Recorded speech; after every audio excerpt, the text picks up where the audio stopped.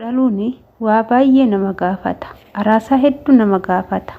Namni tokko gaafa ilmoo dhalu akkanumatti lafaa ka'ee akka lukkuun killee buustutti hin buusu jechuudha. Itti dadhabeeti jechuudha. Dadhabbii hedduu keessa gaafa darbe ilmoo san argata. Ashama harka fuuni kabajamtootaa fi daawwattoota hordoftoota keenya nageenyi koo kan jaalalaa fi kabaja bakkaa fi lafa jirtanitti isiniif haa baay'atu. Anis obboleettiin keessan bakkaa fi lafan jirutti Waaqayyoof galannaa ga'u nagaa fayyaa kootidha.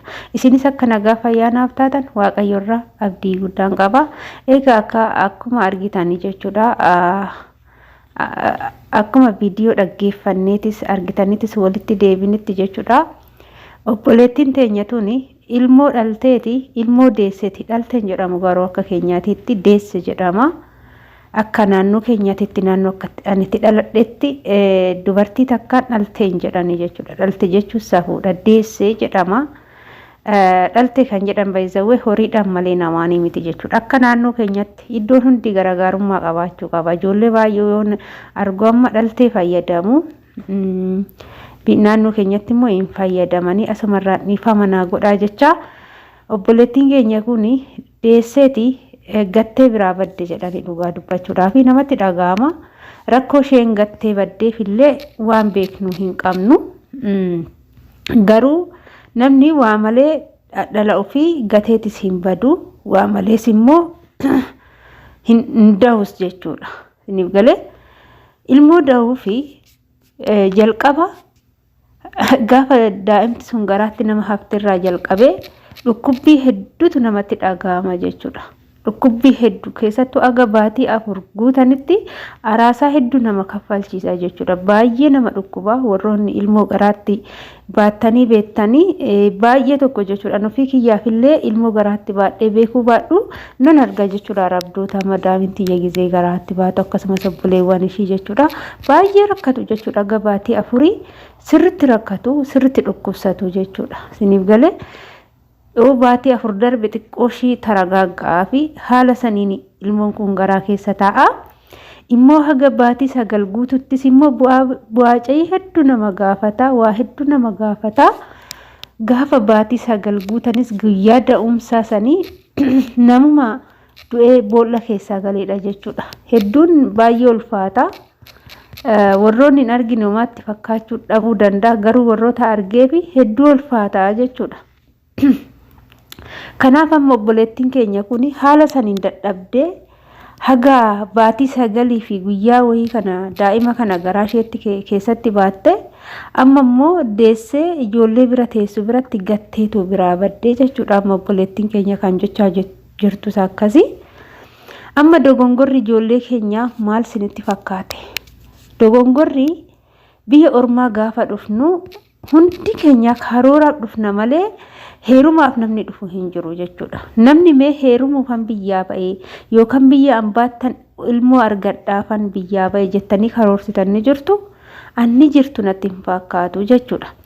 Kanaaf garuu baay'een tokko umuriin kiyyas deemee jira.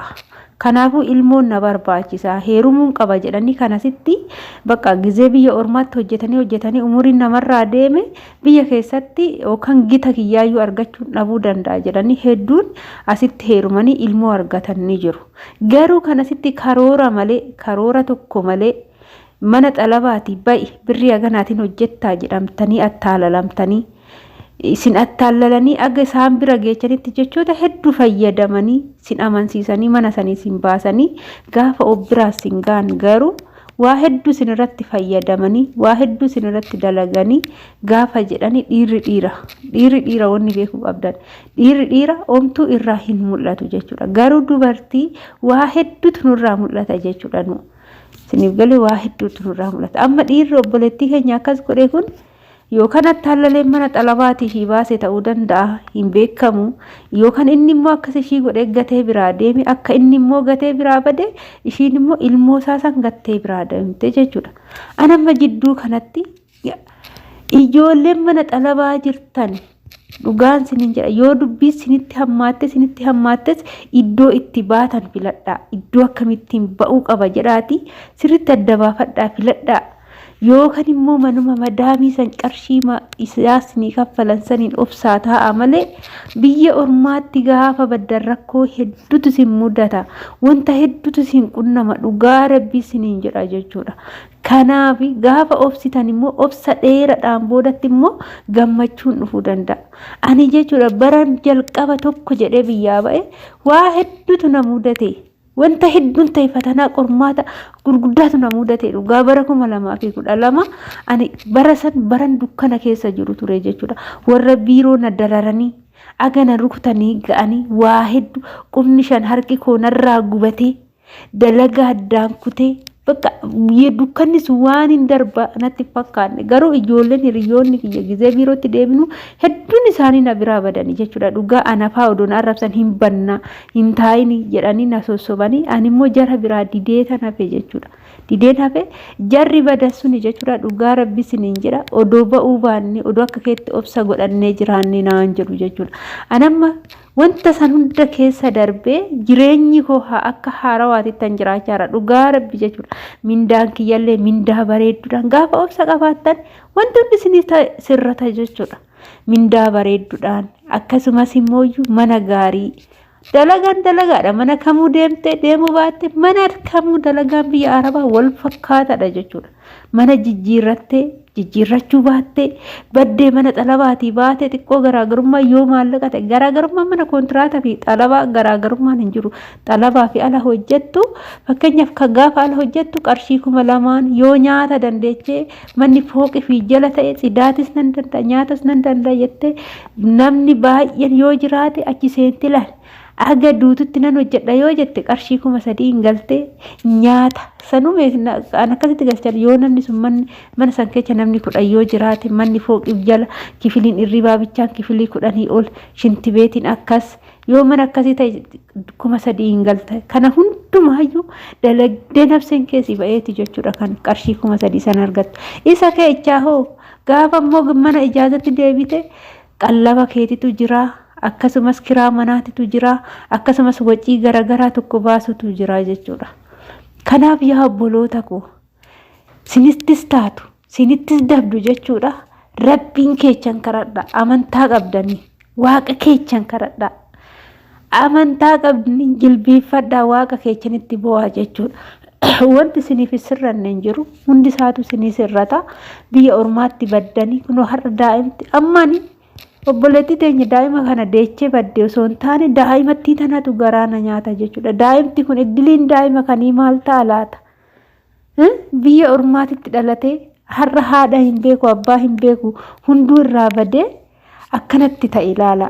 Kanaaf dogongorri guyyaa takka immoo habjuu waggaa dheeraa sin harkaa balleechuu danda'a. Isin harkaa fashaleechuu danda'a. Biyya ormaatti immoo ilmoon ni ulfaatti. Biyya ormaatti jireenya kophaatu ni ulfaata ilmoo faanaa miti jechuudha. Immoo dhaltanii ta'ee miti ta'ee rabbiin siniif kenne garaa keechanitti sin uume deessanii miti erga deessanii itti caccabaati hojjedha daa'ima san guddisaa malee daa'ima san hin gatinaa jechuudha. Rabbiin sin gaafata boru. Rabbiin sin gaafata ibidda barabaraatti sin seensisa jechuudha. Akkasis sinin jedha. Kanaafuu hin dogongorinaa obboloota kooyi waan hin taanetti hin deeminaadha sinin jedha. Kanaaf yaa obboloota kooyi dhugaa baay'ee garaana nyaate daa'imatti kuni viidiyoo kanarra deddeebi'ee ilaale irra deddeebi'ee naggeeffadhee bakkaan ishee baddiruun daa'imatti kanan garaana nyaate isheen imkaan fedhii daqiiqaa 5 jecha daa'imti kun immoo carraa ta'ee tafe har'a gattee gaafa biraa baddu hin yaadattu kan gaafa gizee garaatti hafu ishii dhukkubu hin yaadattu kan gaafa deessu waan meeqa yaamteeti amma yoo kan mana yaalattu kan immoo